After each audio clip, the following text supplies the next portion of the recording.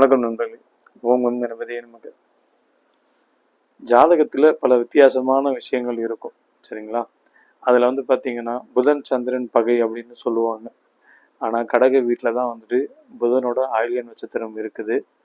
கன்னி வீட்டில் தான் பார்த்தீங்கன்னா சந்திர பகவானோட அஸ்தம் நட்சத்திரம் அப்படிங்கிறது இருக்குது.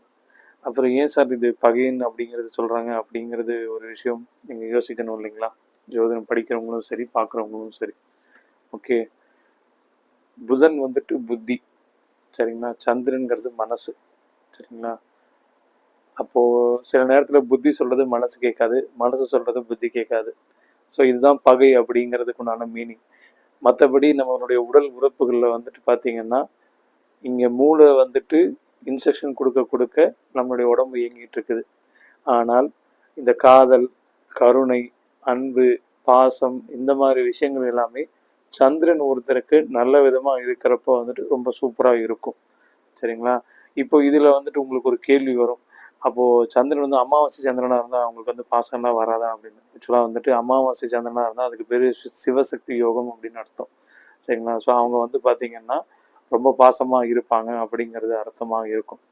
இதுக்கு ஒரு உதாரணமாக நம்ம சொல்லணும்னா, நீங்கள் பார்த்த படங்கள் ஒரு சின்ன பிட் அப்படிங்கிறது சொல்லலாம். பாகுபலி படத்தில் அம்மா காலம் ஆயிடுவாங்க, பட் வளர்த்த அம்மா மேலே பயங்கரமாக பாசமாக இருப்பாங்க. என் கட்டளை சாசனம் அப்படின்னு சிவகாமி தேவியார் சொல்லுவாங்க இல்லைங்களா? அதை அப்படியே ஃபாலோ பண்ணி நடத்துவாங்க. கடைசி வரைக்கும் ஒரு உயிர் போன நேரத்தில் கூட அம்மா ஜாக்கிரதை அப்படின்னு சொல்லுவாங்க. ஸோ இதுதான் இந்த தாய் பாசம் அப்படிங்கிறது இருக்குது. இதில் பகை அப்படிங்கிறது கிடையாது. ஜோதிடத்தில் எப்போவுமே ஒரு விஷயத்தை கொஞ்சம் டீப்பாக அனாலிசிஸ் பண்ணுறவன் நான். ஸோ அதனால தான் இந்த மாதிரி விஷயங்கள் நான் உங்களுக்கு சொல்கிறேன்.